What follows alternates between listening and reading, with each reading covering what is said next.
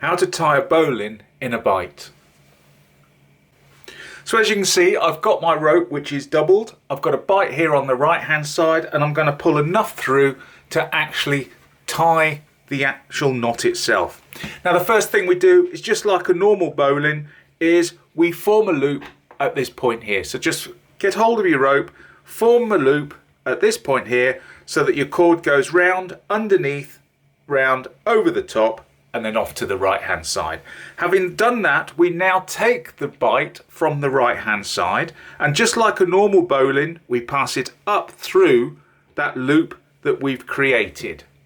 Now that we've passed it up through that loop we've created, I'm just going to tighten it up a little bit more here.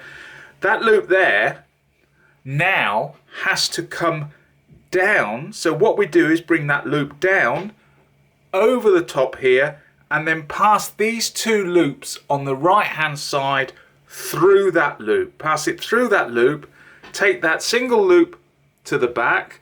Once you've taken it to the back, we then pull up on our cordage, and as you can see here now, what we've done is we have now created a bowline in the bight. And all we need to do now is dress that properly, and we have our knot.